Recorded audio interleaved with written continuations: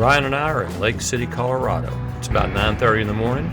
We filled up with gas, and we're fixing to hit the trail to Alpine Loop and do Engineer Pass. We're doing the loop counterclockwise, so we're taking Engineer Pass Road. You'll find it on the north end of town. If you prefer to do the loop counterclockwise, you'll find the trailhead a couple miles south of Lake City. Alpine Loop is an incredible mountain trail located in the San Juan Mountains of southwestern Colorado. The loop traverses the mountains between Silverton, Ouray, and Lake City. This historic route was used by miners in search of gold and silver in the late 1800s and developed so that miners could deliver their ore to the surrounding towns.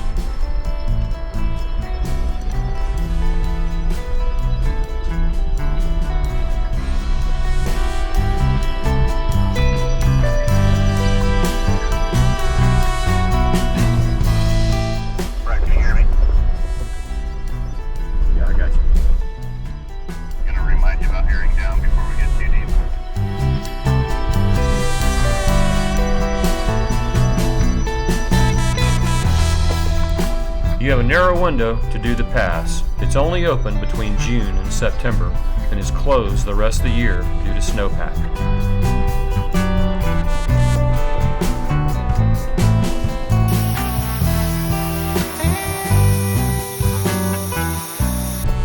We pulled over and aired down to smooth the ride. This adventure was just getting started, and we were both anxious to get back on the trail.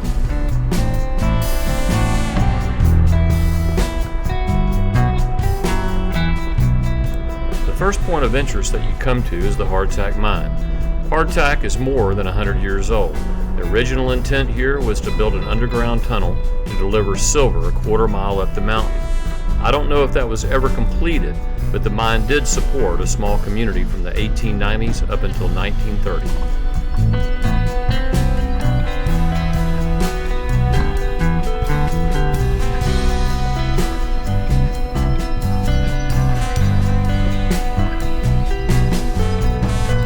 Not far past the hardtack, you come across the ghost mine of Ouray.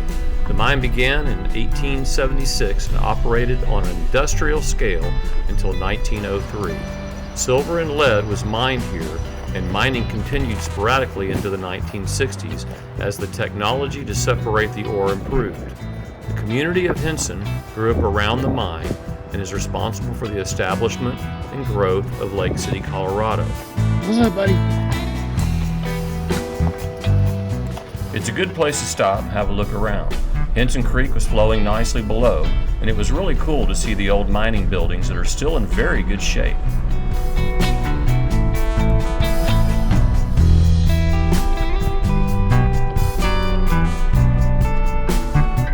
As the trail meanders along Henson Creek, it's really just a gravel road, and it's plenty wide with lots of room to pass oncoming traffic.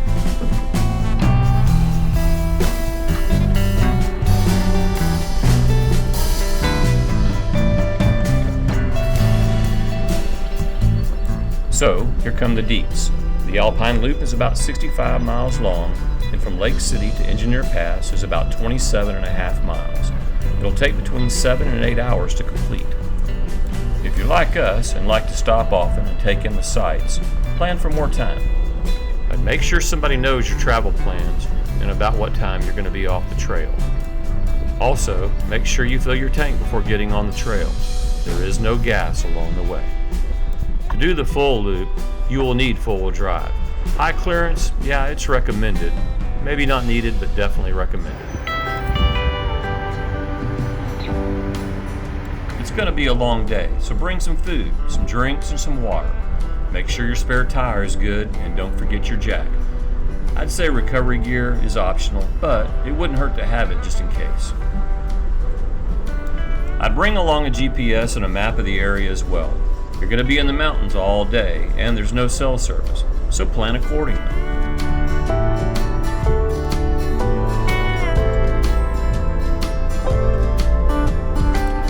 Now you're going to be going to almost 13,000 feet altitude, so I'd bring a jacket.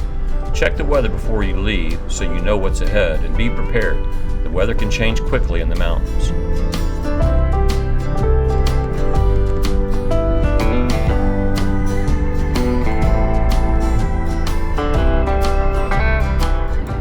Maybe we've reached the point of no return. The sign says four-wheel drive recommended from this point forward.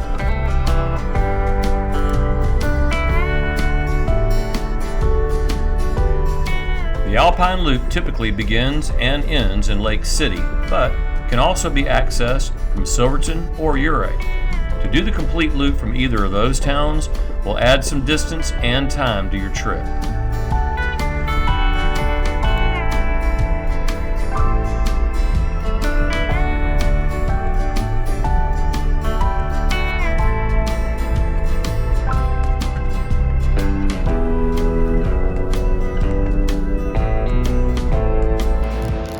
Whitmore Falls is a must-stop. I've heard it's one of the best swimming holes in Colorado, but it seems to me the water's going to be really cold, and it's a pretty steep hike down. So, we decided to pass on making that hike. You just cannot beat these views. This, my friends, is Colorado at its very finest.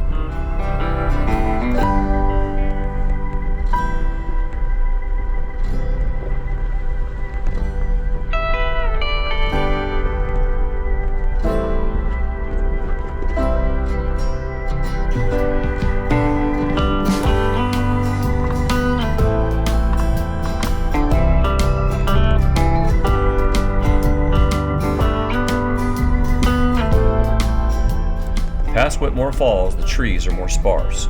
The view begins to open up, and we are gaining in altitude. Along the North Trail, you will get views of Uncompahgre and Wetterhorn peaks.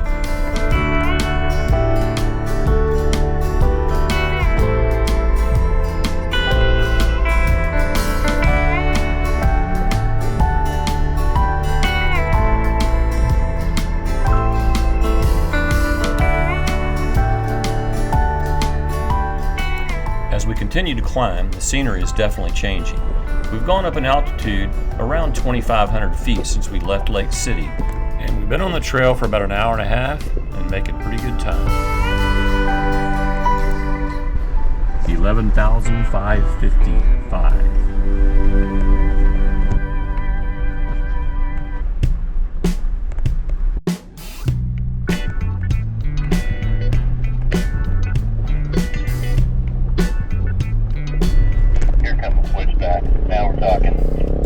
After coming across our first switchback, it was obvious Engineer Pass wasn't that far ahead. Man, what a sight that is. This is incredible.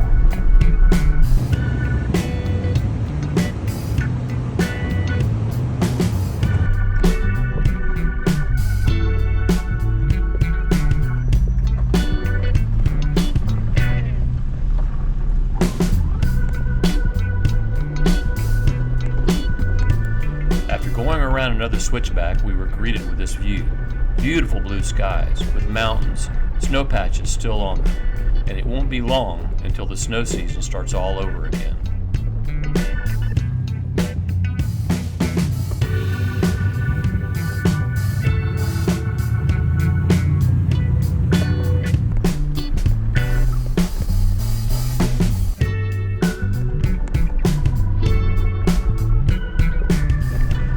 (12,150 feet right here.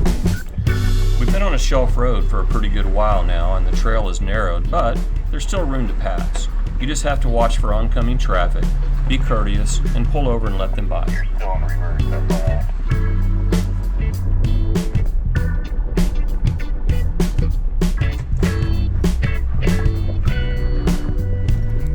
More switchbacks as we continue to gain altitude, but it's not very tight. No multiple point turns needed here.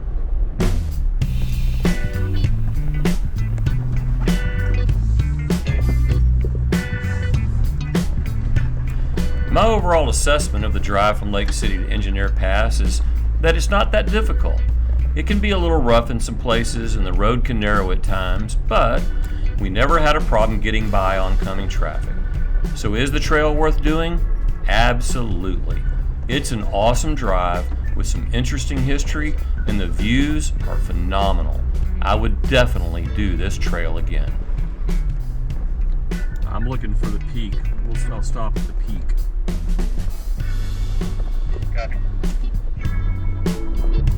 I appreciate you watching, and please subscribe. More adventures are coming soon. Don't forget to watch part 2, where we leave Engineer Pass and go to O Point, then to the ghost town of Animas Forks before crossing Cinnamon Pass and back down to Lake City.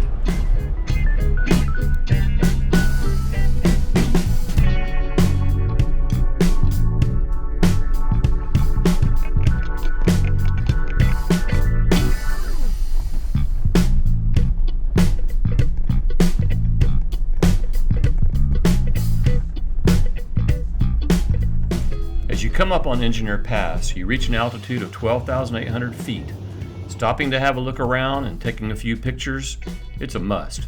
You feel like you're on top of the world, and the views up here, they're just breathtaking.